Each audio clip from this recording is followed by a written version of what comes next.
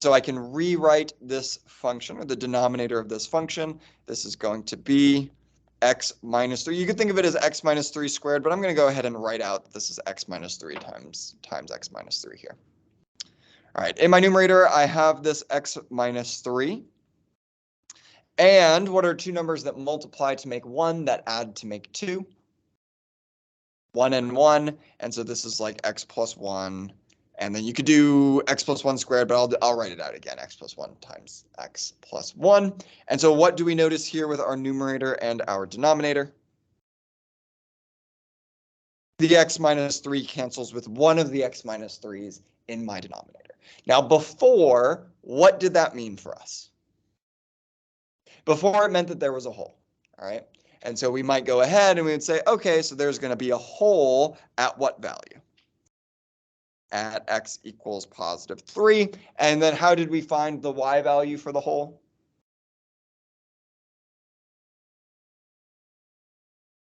Yeah, exactly. So we would take that positive 3, we'd plug it into our function. And so to find the y value, we'd do like 3 plus 1 times 3 plus 1 divided by 3 minus 3. And on the top here, I get 16. And on the bottom, I get 0. Okay, that's a problem, which is mostly just that I still can't, even after canceling things out, plug 3 into my function. Why not? What's going on with my function after the x minus 3's cancel? What do I still see? I'm dividing by 0 here because I still have an x minus 3 in my denominator. Is there anything in my numerator preventing this x minus 3 that hasn't canceled from doing whatever it wants as we get really, really close to the 0? No, there's nothing in my numerator to stop or put a damper on what that x minus 3 is going to do at or at values of x that are really, really close to 3. And so while I do have cancellation here, while I see that a piece of my numerator does combat a piece of my denominator, it doesn't do it well enough.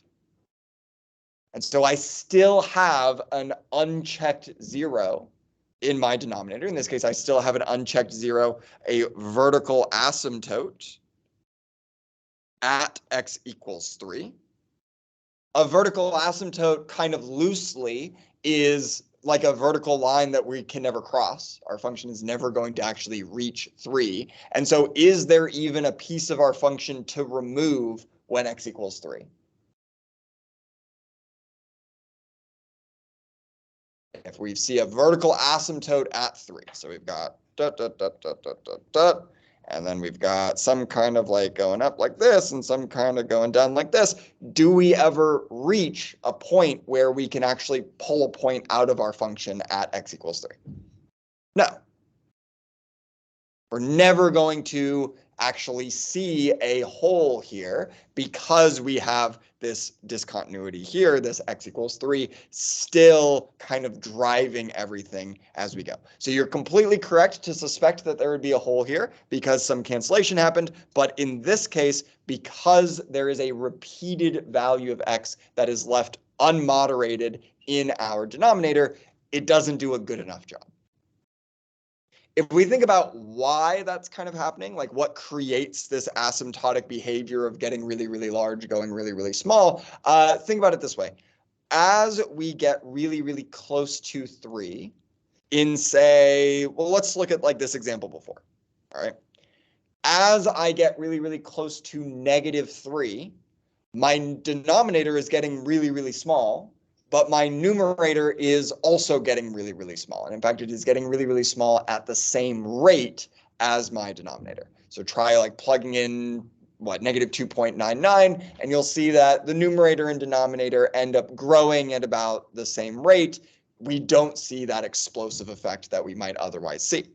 When you plug in a number that's close to 3, this x minus 3 takes really full control over what is going on.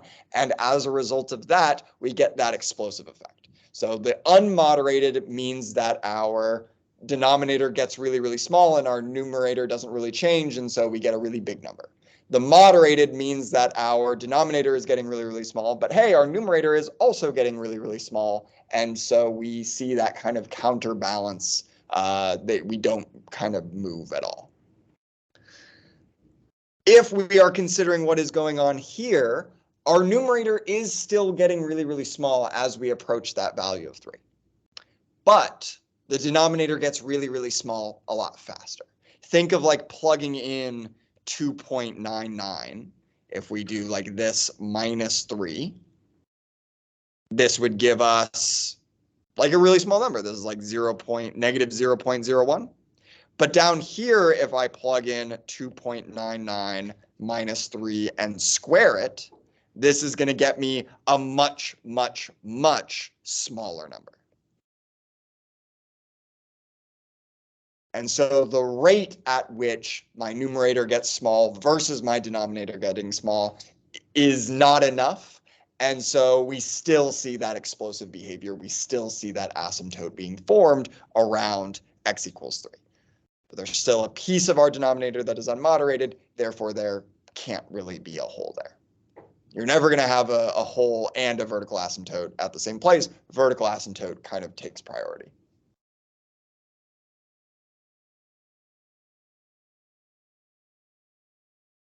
For what? There is no hole. Yeah, there is no hole. There is just a vertical asymptote, but you were correct to suspect that there would have been a hole because we did have cancellation. It just so happens in this case of repeated zeros in our denominator that all of the zeros need to be canceled before we see a hole. If there's any zero left over after the cancellation, at a point where we canceled. So if we have like repeated zeros in our denominator and one of them is left over, then we'll still see an asymptote there. But after all of them cancel, we would have a hole.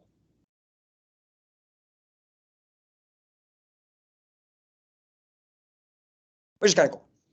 I don't know. I think it's interesting. All right. So certainly maybe that one definitely a little bit unfair, I would say, just as far as like, we haven't really looked at repeated zeros of the denominator. Certainly also probably a little bit of a higher caliber question than what you might expect to see on, say, hypothetically, if you had like a test on Friday or something crazy. Probably a little bit more of a stretch than what you would expect. This is a lot closer to kind of my expectation of what you would see. Now, the part that does kind of fit very squarely within my expectation is looking at either the slant or the horizontal asymptote for this particular function. Are we going to have a slant or a horizontal asymptote?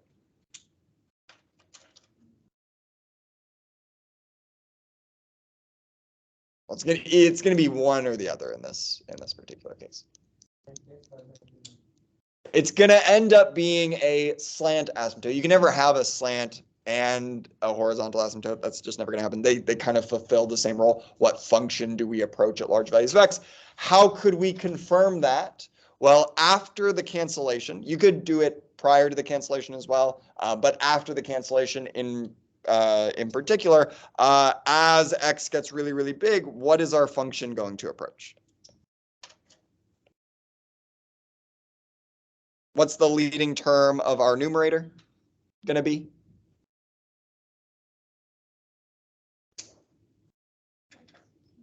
So it'll be x cubed before the cancellation or x squared after the cancellation. Either one is totally fine. If we're going to say it's looking before the cancellation, it's going to be x cubed divided by, what's the leading term of our denominator? X squared, which is equal to x.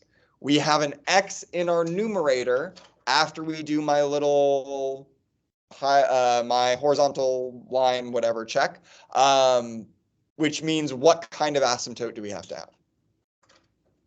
Slant. The x in the numerator means that we don't have the full picture, that we do have a slant asymptote. And how do I actually find that slant asymptote?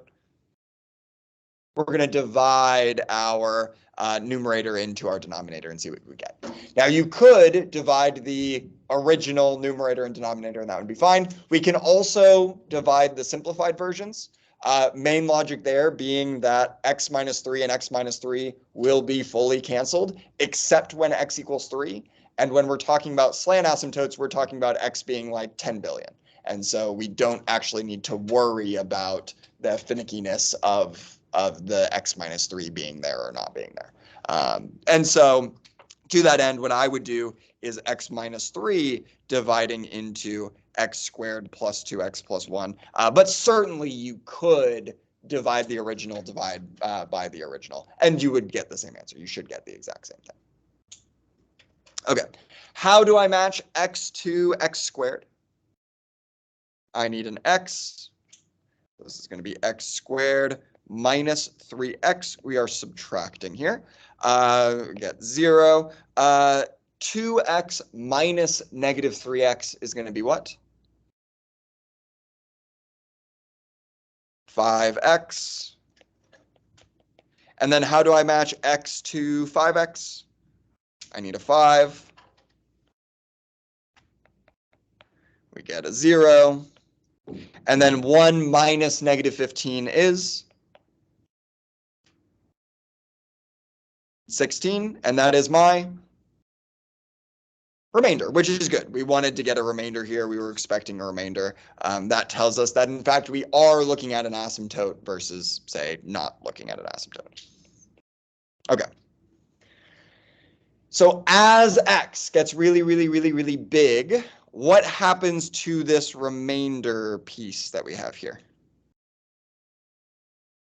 It stops mattering. It goes to 0. And so what is the slant asymptote that we see here? It is x plus 5, or more specific, yeah, the line y equals x plus 5. Very good.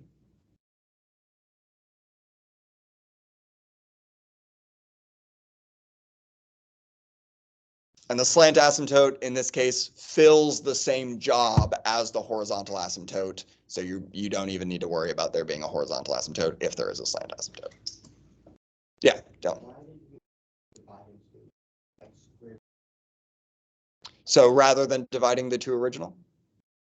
So why are we allowed to cancel first and then divide? Yeah, first we canceled the x minus 3 in the top and the bottom, and then we did the division.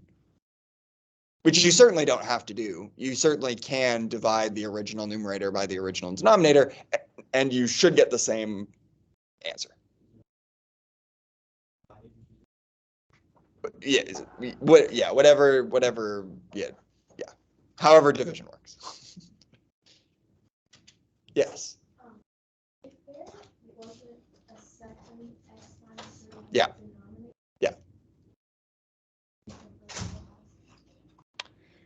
So like if there was just nothing else in the denominator? It was just 1 x minus 3 canceled because you said there can't be a whole. Right. Right. But if they cancel that. So you can have situations where you have holes without vertical asymptotes. So for instance, if we looked at an example yesterday, B here, we did the division here, but really I would suggest starting with vertical asymptotes and holes. So the denominator here is already factored for us. How would we factor the numerator? Well, we multiply 2 times negative 3. What are two numbers that multiply to make negative 6 that add to make 1?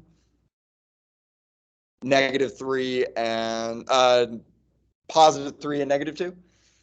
Yeah, and so we end up with, you do a little, I'm going to cheat a little bit.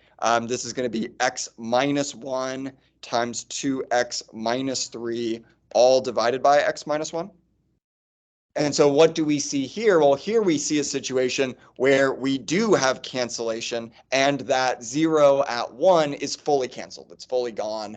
That tells us that there is going to be a hole at x equals 1. Is there anything left in the denominator to cause problems for us?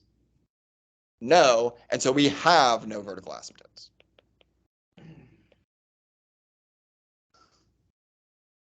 And in fact, what is left? Well, all that's left is this 2x minus 3 up top. We don't even have any horizontal asymptotes. This is just a line with a little hole in it.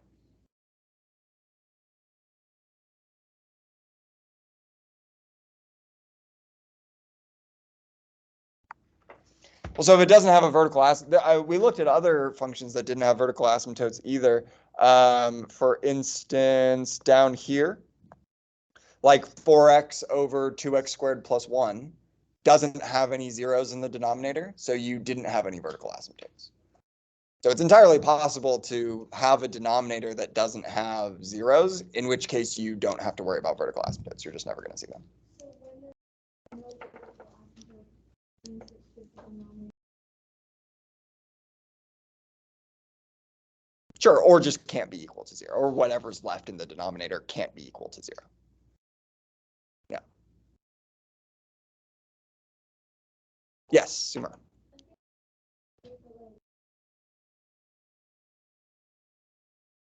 Yeah, so 0 in the remainder was that case of like being a factor. 0 in the remainder means that we're not pretending to be that function. We just are that function, right? So for instance, when we did this division here for b, we got 2x plus 3 with a remainder of 0. That means not that our function is pretending to be 2x plus 3 at large values of x. That just means that our function is 2x plus 3, except for where?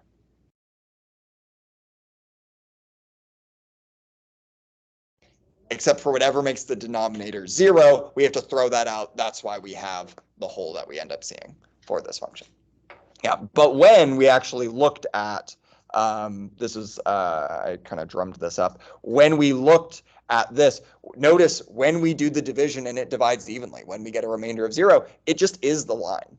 It's a line with a hole in it in this particular case, but it just is that line. If we got instead a remainder, so just switch this 3 to like a 4, notice now, okay, well, we're pretending to be that line at large values of x, but we're not that line. We are a different function entirely. That's the difference between a slant asymptote, or just an asymptote in general, and the function itself. So a slant asymptote is something that we pretend to be. We do a better and better job at faking it, but there's always a little bit of error. That 16 over x minus 3, as x gets really, really, really big, approaches 0, but does it ever equal 0? The answer is no. There's always a little gap between the function and the function that it pretends to be, and that gap is why it's an asymptote rather than the function itself. Yeah, really good question. Really deep question.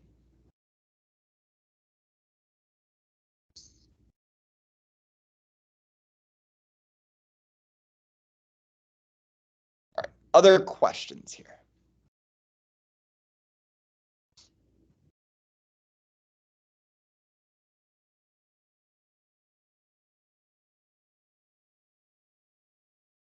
That's good. Good questions. Really good questions for this. And it was a little tricky. And again, you're not going to see repeated zeros in your denominator on the test. That would not be very couth of me.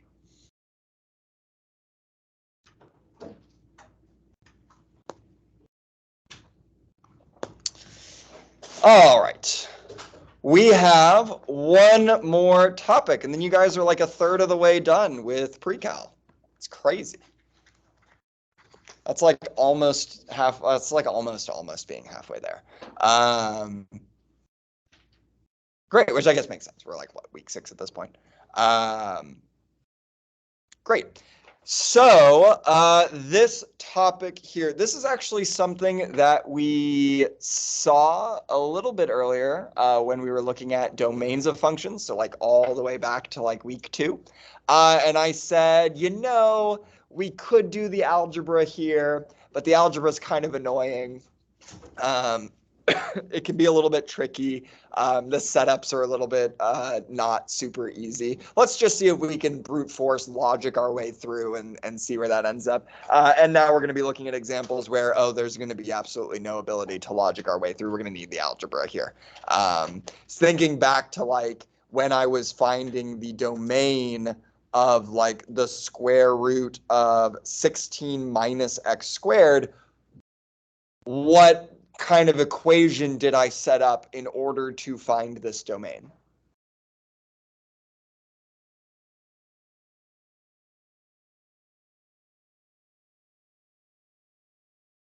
What needs to be true about the content of my radical? can't be negative, so it needs to be positive, which means how do I write that as an equation? That the contents must be greater than, in this case, since in the numerator, we're fine with or equal to 0. Right? This idea of being greater than or equal to 0, meaning we're positive, being less than or equal to 0, being we're negative, it's kind of going to be the crux of what we are doing here. The other thing that I kind of, well, we'll look at that here momentarily. What we're going to be focusing on is equations like this. So I mentioned before, hey, there is a way to solve this. And then we proceeded to just kind of logic our way through, like just kind of talk our way through what those values of x were supposed to be. And now we're going to put a little bit more rigor to that. As far as like what we're talking about here, polynomial inequalities, that's just going to be any kind of p of x greater than or less than or equal to whatever, some kind of other polynomial. Same with rational inequalities. We're just like rational functions that rather than being equal to one another are going to be greater than or less than one another. All right, definition here isn't important. Really, we're just saying that we are talking about polynomials that are, instead of having equal signs, have greater than signs or less than signs. Yeah.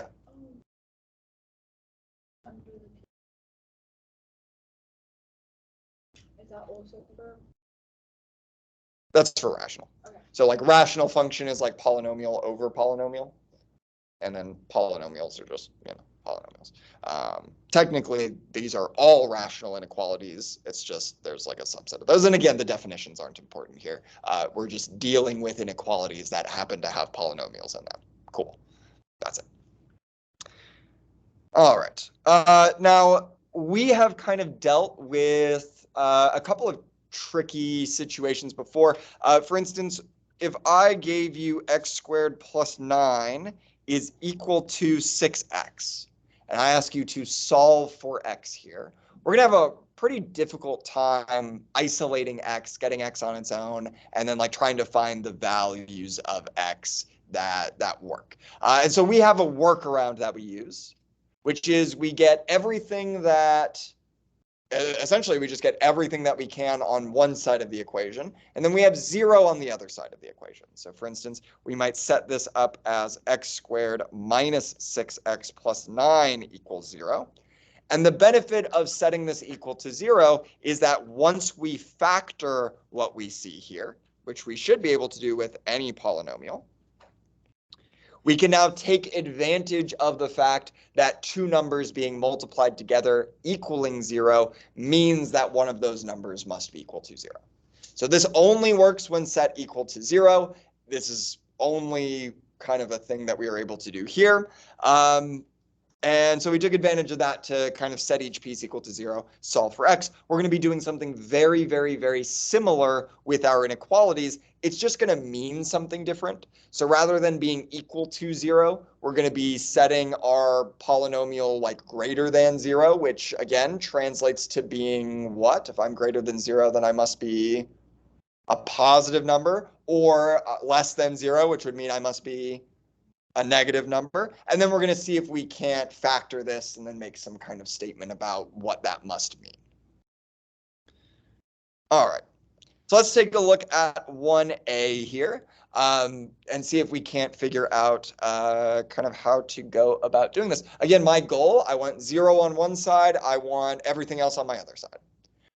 The way I kind of like to operate is I like to make sure that my leading coefficient is positive. So that first kind of term there, I want to make sure is positive. So I'm going to keep this x cubed over on the left here, and I'm going to subtract everything on my right-hand side over instead.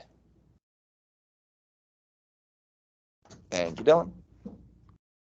So this is going to be x cubed minus 3x squared minus x plus 3. Thank you.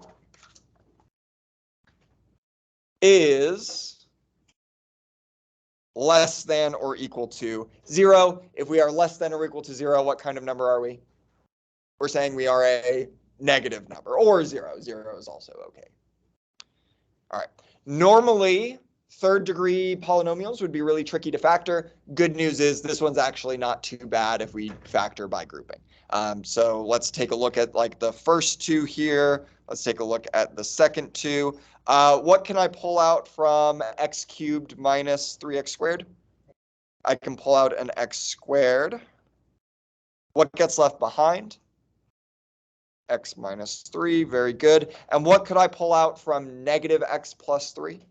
I like pulling out a minus 1. And then I end up with an x minus 3 here. Again, still less than or equal to 0. Still a negative number. All right. Let's bring this x minus 3 from both of my numbers out to the front, where I am left behind with an x squared from my first number and a minus 1 from my second number. And then x squared minus 1, that's kind of like a special case polynomial. Yeah. Is that less than or equal? Yeah, less than or equal to something. I thought it was like the plus. No, sorry. Yeah, that's fair. Yeah, these are all less than or equal to signs.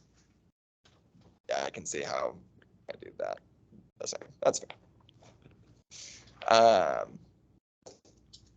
Okay, so then looking at this x squared minus 1, we could do special case of difference of two squares, or we could ask the question, what are two numbers that multiply to make -1 that add to make 0?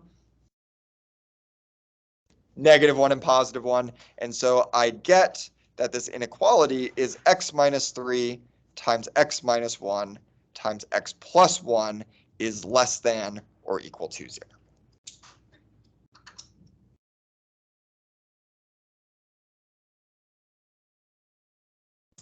Okay, we're like most of the way there. We're like 70-80% of the way done with this problem already. Now it's just a question of, like before, if this was equal to 0, I would just set each of these equal to 0 and I would be nice and done. Inequalities are a little bit trickier here, right?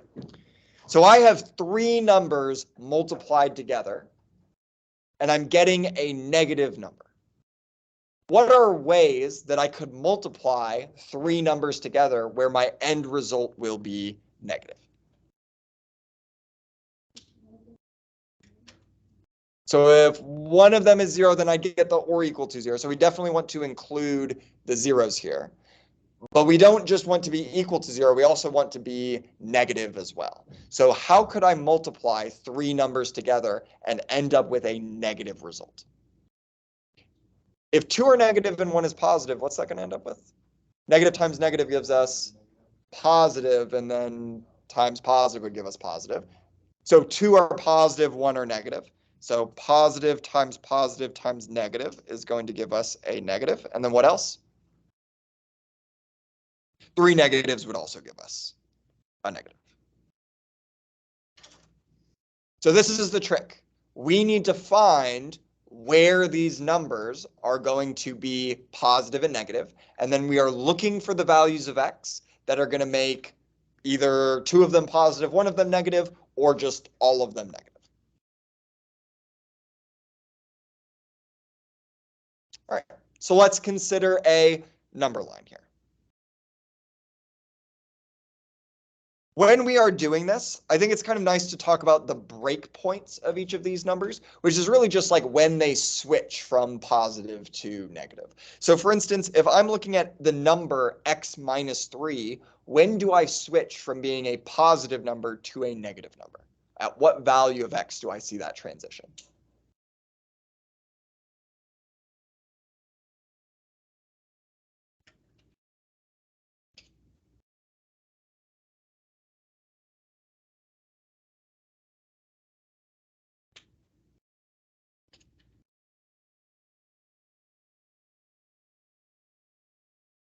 So where do I switch? So if I'm thinking about my number x minus 3 here, so that's just some number. It changes depending on what the value of x is. And I want to know when I switch from that number being positive to that number being negative, where do I see that kind of breakpoint? Where do I see that transition? What's my cutoff for switching from being positive to being negative? So when the number is 0, that's ultimately my break. And so when is x minus 3 equal to 0? at 3. So when x is equal to 3, I am transitioning from positive to negative or negative to positive. So we want to know what's going on around 3, which is going to tell us something about what this x minus 3 number is doing. Where are my other breakpoints going to be? When is x minus 1 going to make that switch? Around 1, we want to know what's going on, which is going to tell us what's going on with x minus 1. And then where else? Negative 1 as well, which is going to tell us what's going on with the x plus 1. Gonna adjust this ever so slightly. All right. Now, there are kind of logic-y ways that you could do it. For instance, if we are to the right of a breakpoint, then our number is going to be positive. If we're to the left of the breakpoint, then our number is going to be negative. But I think probably the easiest way to do this is just to pick a nice value that kind of falls within the range that we're looking at, and just use that value and see what are each of our things kind of going to be at that space. All right. So quick kind of note about how I have this number line set up. If I pick any number between 1 and 3, I'm not changing which of these 3 numbers is going to be positive or negative. So whatever I get for one number that's between 1 and 3, I should get for any number. So whatever I get for 2, I should also get for 1.5. I should also get for 2.5. That should all kind of be regionalized to that zone in between those breakpoints. Likewise, if I pick a number that's greater than 3, it shouldn't matter if I pick 4 or 5 or 100. It's not going to change which of these are positive, which of these are negative. So we kind of want to get a sense of, if we are in this section of our number line, are we going to be looking at something that is positive or negative for which of these particular numbers? So for instance, what's kind of a good test point if we want to check when we are greater than 3, if we are to the right of 3? Yeah, I think 4 is a really good kind of just quick test. 4 minus 3 is 1, which is what kind of number? Positive. So this first number is going to be positive here. 4 minus 1 is 3, which is positive. And then 4 plus 1 is 5, which is positive. And so whenever we are to the right of 3, all 3 of our numbers are going to be positive.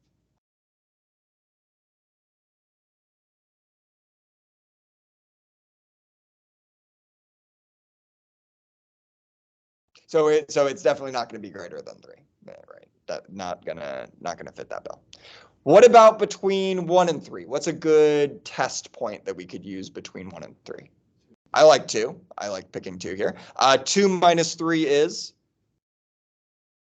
negative 1, which is negative. Probably predictable, right? We have now moved past that point where x minus 3 goes from positive to negative. So it makes sense that that first one would now be negative. 2 minus 1 is,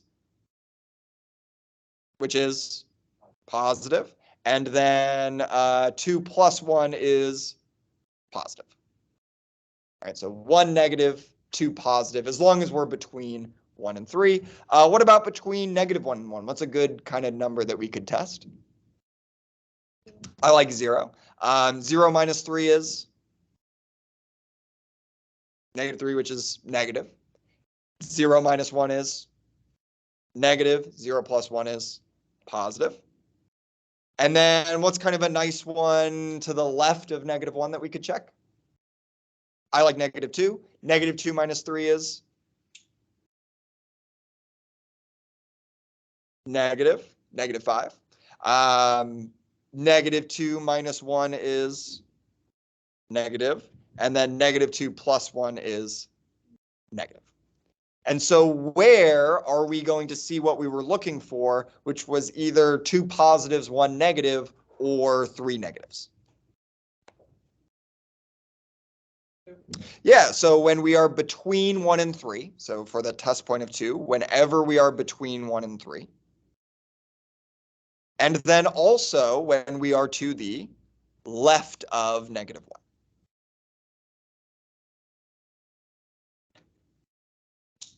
Yeah. Because ultimately these 3 numbers multiplied together are negative because they're less than 0. And the ways that we can multiply three numbers together to get a negative are either two positives and a negative or three negatives. Sorry, what? So if I have three numbers being multiplied together, if I have one negative times a positive, that's going to be a negative, times another positive is going to be a negative. And then if I have negative times negative, that's going to be positive, times a negative is going to go back to a negative. And the other ways that you could kind of arrange them are all going to get you positives. We can also do negative times. Never mind. Yeah, negative times positive would give you positive. Yeah. And so how can we communicate these values of x that we want? Well, we want everything to the left of 1, or negative 1 in particular. So everything from negative infinity up to negative 1. Am I allowed to include negative 1 as part of my solutions?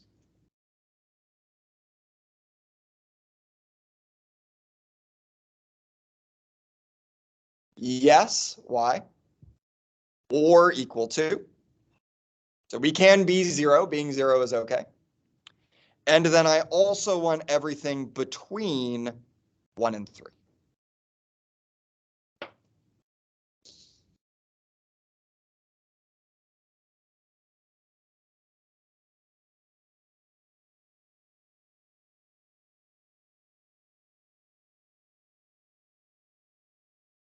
And that's our answer.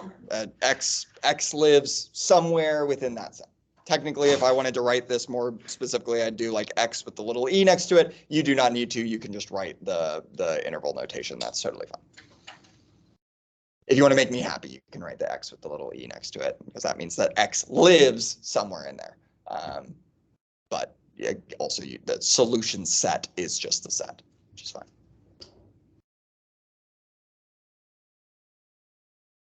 Should we take a look at another one? All right, let's give it a stab with another one here.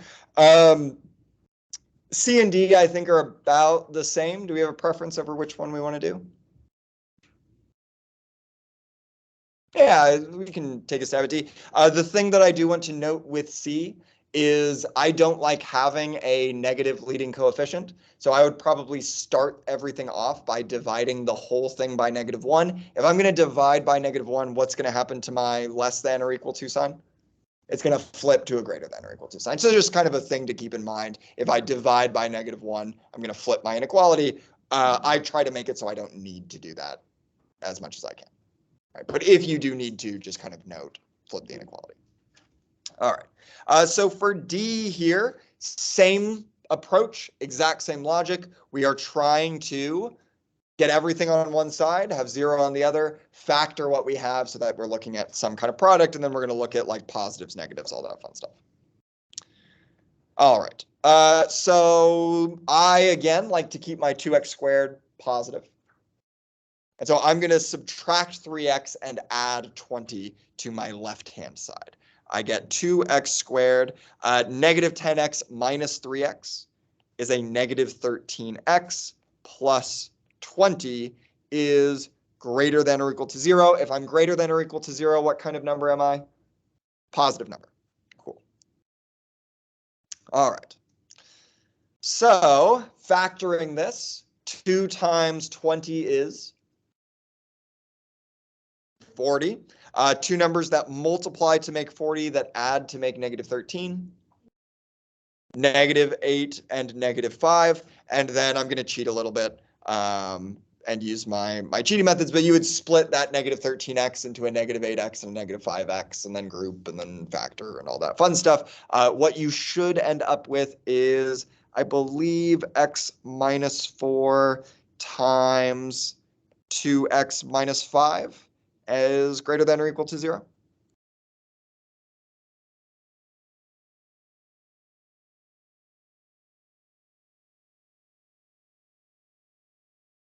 Okay.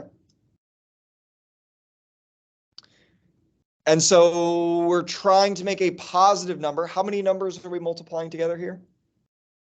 2 numbers being multiplied together. How can I multiply 2 numbers together to get a positive number?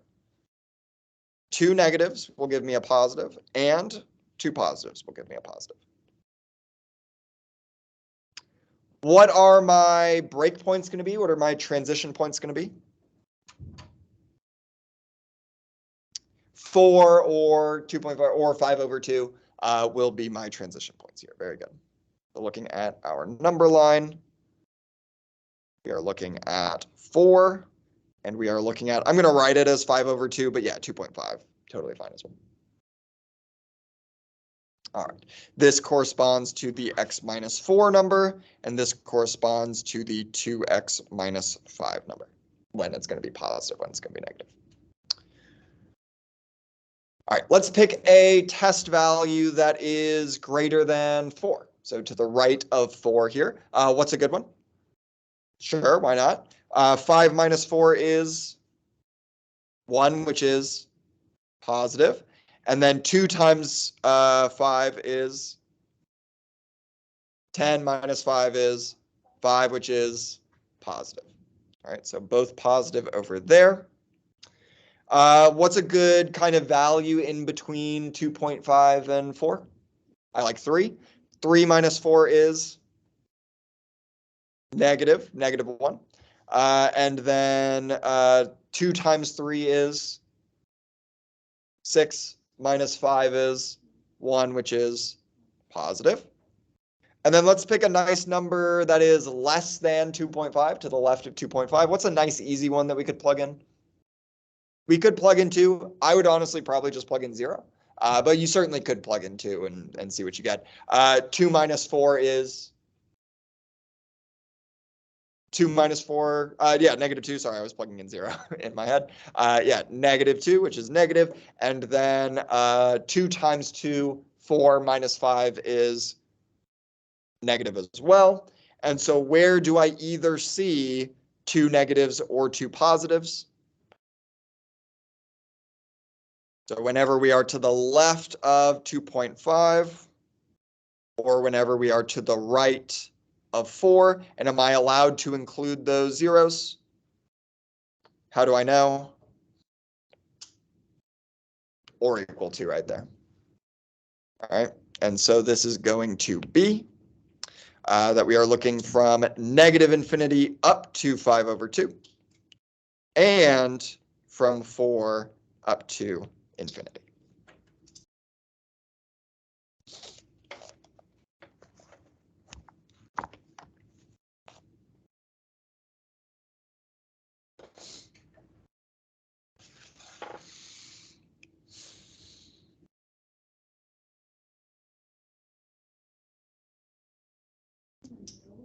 Mm-hmm. Mm-hmm.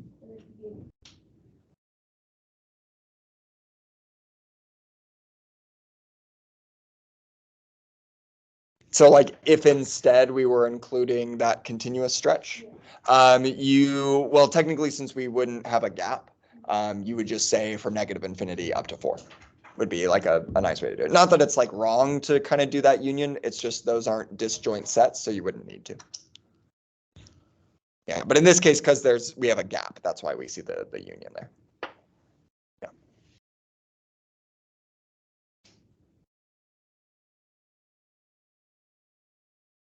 Not saying it's impossible to see that, but we're going to try really, really hard to make sure we don't see that.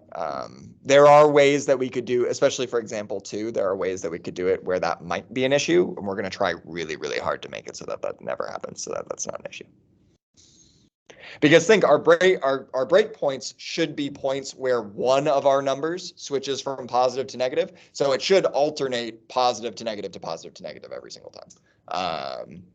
Just because one of our numbers is switching each time from positive to negative. All right, I start out multiplying by 3 positives. I reach my first breakpoint. One of them switches to a negative. I reach my second. Now 2 of them have switched to negative. I reach my third. Now 3 of them have switched to negative.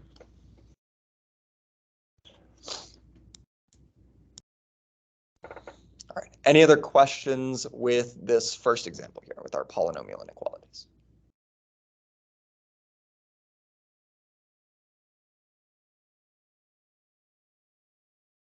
Yeah.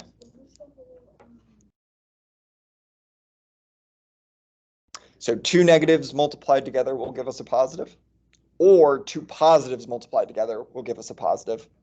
And so that's why we know we're looking for two positives or two negatives. If instead this was less than or equal to 0, we would have been looking for where one of them is negative and the other one is positive.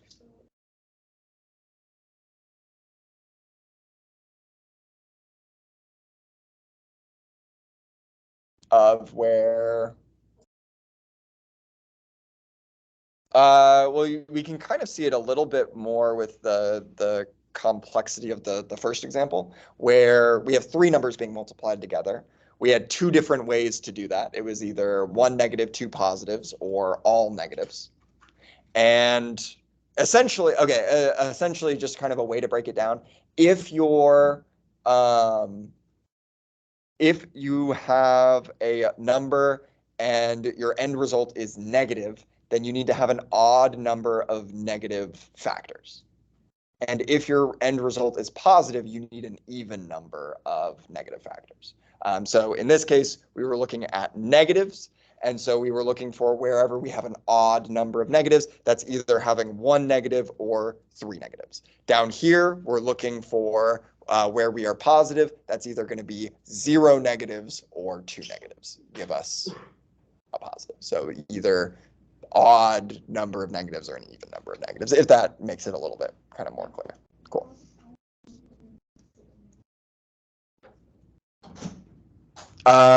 Within the factors or as a question as a whole? Within the factors. So that was the taking a test value from that region and plugging it into the factor. So for instance, if my breakpoint is 4, I'll take a value to the right of 4. And I'll say, okay, what's happening at 5? There isn't a breakpoint anywhere else, right? To the right of 4, there's nothing else kind of interesting going on there. Our numbers are just going to stay what they are. So I plug 5 into each of my numbers, and I see, first number is positive, second number is positive.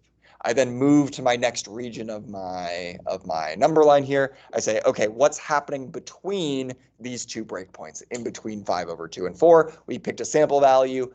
3 was the sample value that we went for there. And we said, okay, my first number is negative when x equals 3, but my second number is positive. That means that all of my values of x between those two breakpoints are going to be make my first number negative, my second number positive.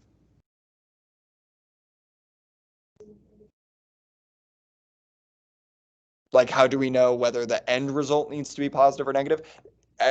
In our question setup, if we are greater than or equal to 0, then we must be positive. And if we are less than or equal to 0, then we must be negative.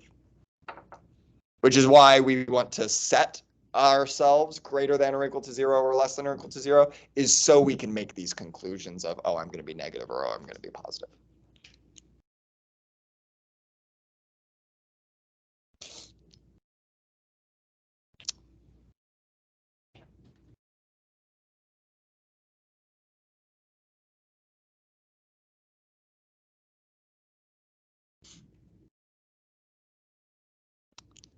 All right. Good news is that the difference between rational inequalities and polynomial inequalities is super minimal. There's really not much that changes in terms of the logic of what we are doing and why we are doing it. We are going to make a slight, not really amendment, but I do just kind of want to warn you against a pitfall here. Let's take a look at example 2b. 2a would not be too bad once you've seen it. Yes. I'm sorry, but just for a moment back on B. Yeah. X minus. We move the 3x and the negative 20 over to the other side. So we subtract 3x from both sides. Negative 10x minus 3x gives us the negative 13x. And then we add 20, so we get negative 13x plus 20. So that's taking this and moving it, taking this and moving it. And our goal in doing that is to make it so that one side is 0. Yeah, exactly. We're trying to do that so that one side equals 0, precisely.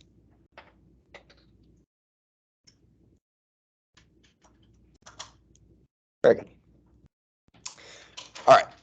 So looking at B, there is a temptation here to just right off the gate not have this be a rational function, right? There is a strong temptation to just multiply by x minus 4 on one side, multiply by x minus 6 on the other side, and then bam, we're working with a polynomial inequality, and that's super easy. We've been doing polynomial inequalities for like the past 30 minutes. We're pros at that at this point.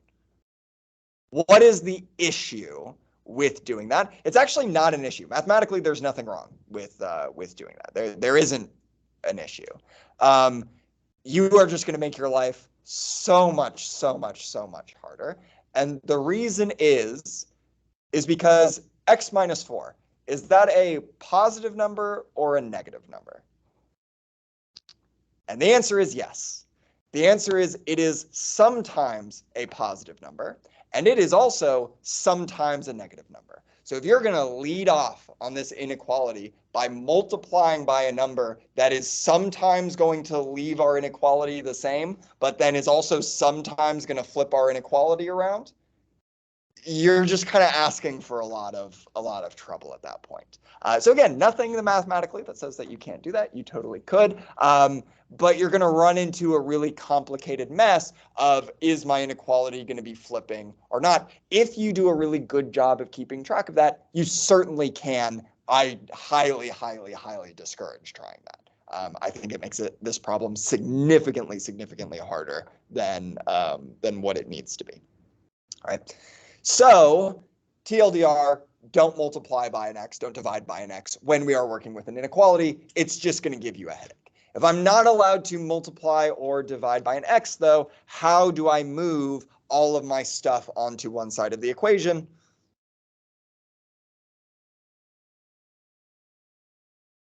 Not allowed to divide by an x? Okay. I mean, we are allowed to divide by an x. It's just going to maybe flip our inequality sometimes and leave it alone others, and we get into a mess.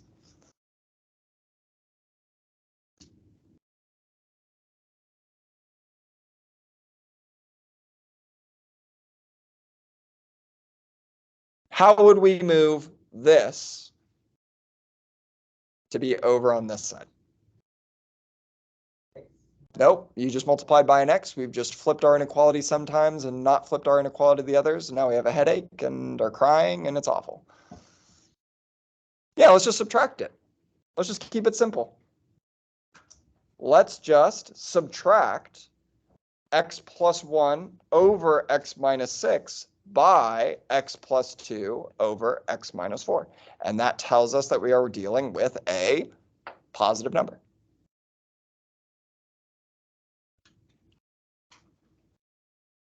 Okay, so I said let's keep it simple, but we now want to get this like what we had up here, where we've got a bunch of stuff being like multiplied or divided kind of all together. One note here, the reason why we have the same goal is that multiplying by a positive or a negative and dividing by a positive or a negative has the same effect. So our rational functions, if we can get them to be a bunch of factors, is going to be the exact same logic as our polynomial function. So the goal is still exactly the same. Division and multiplication are effectively the same operation. So what we are trying to do here is totally the same. Trying to write this as a product or quotient of a bunch of different factors. So what do I need to do to actually do out this subtraction in order to actually subtract these two fractions here? I need to match their denominators. Looking at my right-hand kind of piece here, what am I going to need to multiply by in my denominator?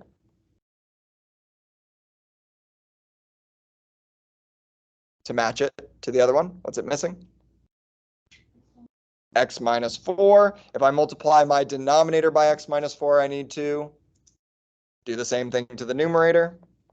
And then over here, what am I going to multiply by? What am I missing? And x minus 6, do it to the top as well. We are okay to multiply by an x here because we're not multiplying it across to the other side. So you're allowed to multiply by x over x on one side of your equation. That's totally fine. It's only when you multiply across the inequality that you run into an issue, potentially run into an issue. All right, I'm actually going to leave my denominator here as x minus 4 times x minus 6. We're ultimately trying to factor it, so it's already nice and factored for us. Why would we change anything? That'd be silly. Okay, x minus 4 times x plus 1, you could do your little Punnett square, or you could FOIL. That's going to be x squared. I get minus 3x minus 4. And then we are subtracting that from, in parentheses, don't forget the parentheses, x squared, again, foiling out x plus 2 times x minus 6, x squared minus 4x minus 12 here.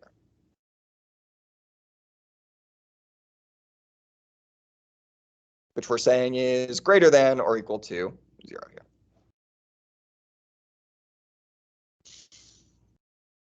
All right, x squared minus x squared is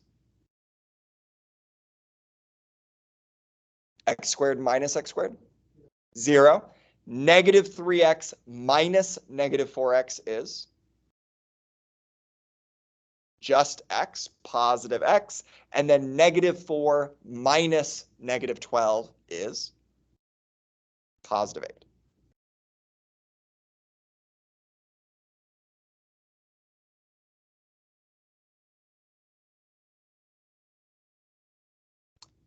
All right. And so we have 3 numbers now. Think of this x plus 8 as being like one of those numbers. 3 numbers now being multiplied or divided.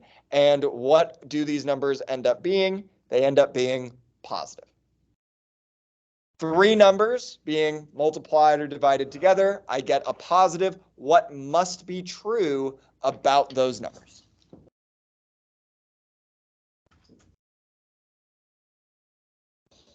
How do I get a positive number multiplying 3 numbers together? 2 different ways. 2 negatives and a positive, absolutely. So negative times a positive is going to give us a positive. And then how else? All positives will also do it.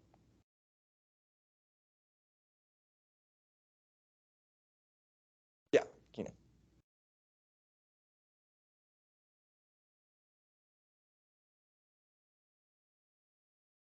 Yeah, exactly. Less than or equal. Exactly. I thought it was because x minus times x minus 1 would also equal 0. So it's because of the less than that we're looking at a negative here. It's not because the actual numbers.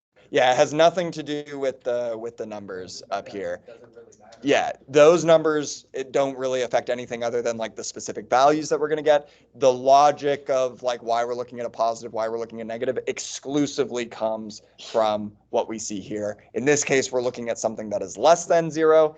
In this case, we are looking at something that is greater than 0. And so we want to be positive. Yeah, exactly. Yeah, exactly. All right. What are our breakpoints going to be here? Where do we switch? Negative 8, 6, and 4. Cool.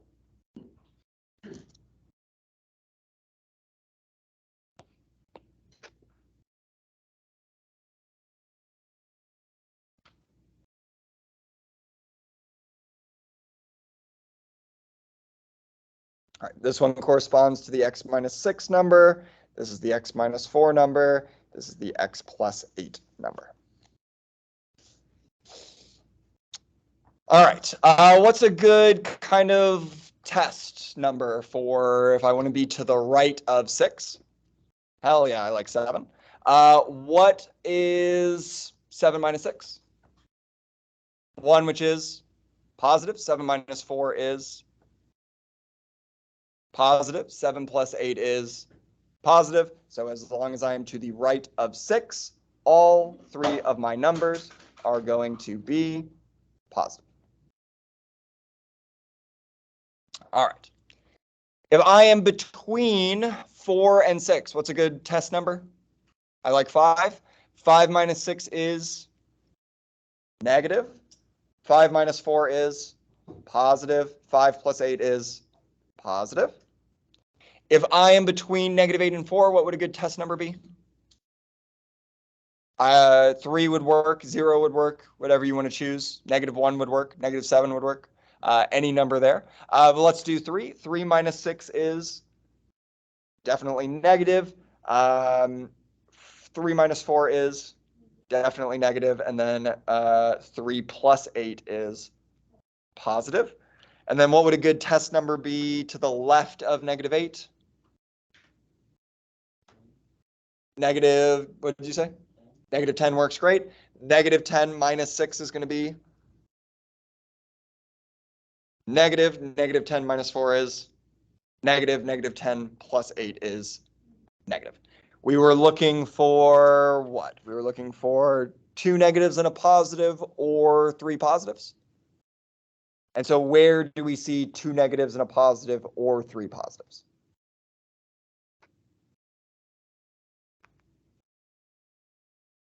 So greater than 6 and yeah, the -2 test point or between -8 and 4, anywhere between -8 and 4 that I you don't think pick. it was actually -2. I forgot what it was, but that's the perfect in between. Yeah, whatever is kind of in between that -8 and 4. All right. And so how do we express it? Okay, so up until this point, this has basically been exactly like our polynomial inequality. Here is the only kind of piece of difference here. And that is whether we are allowed to include the breakpoints or not. Notice over here, we are still greater than or equal to 0. But I claim that we can't include 2 of our breakpoints. Which ones are those going to be? Can't include 4, can't include 6. Why not? It would make our denominator 0. So are we okay to include -8? Absolutely, that's totally fine. That'll make our whole thing 0. But am I allowed to include my other 2 breakpoints? No, that would make me divide by 0, which is a problem. And so our final solution set here is going to be starting at -8, which we are saying, yeah, we are allowed to include that, up to 4, not allowed to include 4 because that would make me divide by 0, as well as everything from 6, which we are not allowed to include, all the way up.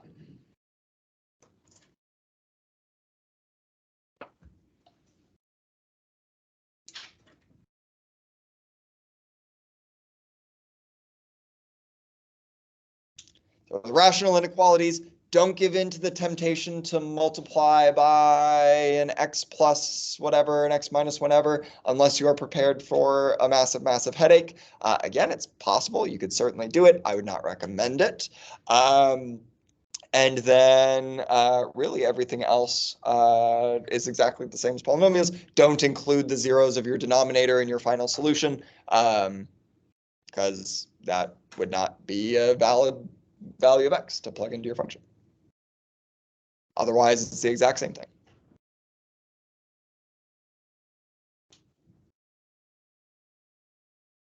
All right, questions here with 2.7.